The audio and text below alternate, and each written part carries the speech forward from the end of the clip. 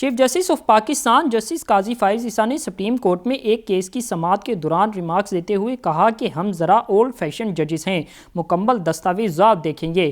Chief justice نے استفسار کیا کہ آپ کے ساتھ ریونیو کا کوئی افسر نہیں آیا، جس پر درخواست گزار کے وکیل نے بتایا کہ جی میرے ساتھ کوئی نہیں آیا۔ چیف جسٹس نے ریمارکس یہ کہ ہم نے کہا ہے کہ انکم ٹیکس کا کیس تب تک چل سکتا ہے جب تک متعلقہ ڈپارٹمنٹ کا بندہ ساتھ ہو۔ عدالت کو معاونت نہیں ملتی اور کہتے ہیں کہ کروڑوں روپے مالیت کے کیس پر سپریم کورٹ کا سٹے آرڈر ہے۔ سپریم کورٹ نے ان لینڈ ریونیو کو نوٹس جاری کر دیا، جس پر وکیل درخواست گزار نے کہا کہ ہم کوشش کریں گے کہ جناب کے حکم کی تعمیل ہو۔ چیف جسٹس نے مکالمہ کرتے ہوئے کہا کہ آپ کوشش کریں گے، اگر تعمیل نہ ہوئی پھر دیکھیں کیا ہوتا ہے، ایسی ہی بات آپ نہ کیا کریں، اس کا مطلب ہے کہ آپ کے پاس آپشن ہے کہ تعمیل نہ کریں۔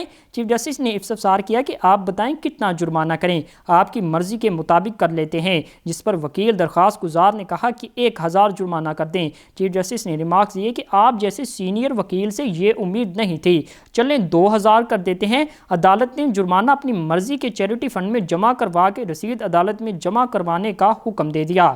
دوسری جانب مسلم لیگ نون نے نواز شریف کی وطن واپسی سے قبل سوشل میڈیا سمیت پاکستان بھر میں مہم تیز کر دی ہے۔ نواز شریف کی وطن واپسی پر خصوصی انقلابی نعرہ بھی جاری کر دیا ہے۔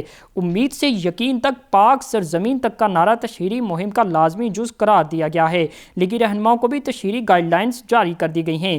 مسلم لیگ نون کے تمام رہنماؤں کو 21 اکتوبر کے لیے یکساں برانڈنگ کرنا ہوگی۔ سماجی رابطے کی ویب سائٹ ٹویٹر پر قومی پرچم نواز شریف اور نون لیگ کے انتخابی نشان پر مشتمل ہوگا۔ گاڑیوں کی بیک سکرینز پر نواز شریف کی تصاویر آویزہ کرنا ہوگی۔ شاہراہوں اور چوک چوراہوں اور ڈیجیٹل اسکریننگ بھی ایک جیسی ہوگی۔ نواز شریف کی تصاویر والے فلوٹس پارٹی نغمے چلا کر شہر کے سڑکوں پر رواں دواں ہوں گے۔ اس کے علاوہ موٹر سائیکلز پر بھی برانڈنگ بھی لازمی قرار دی گئی ہے۔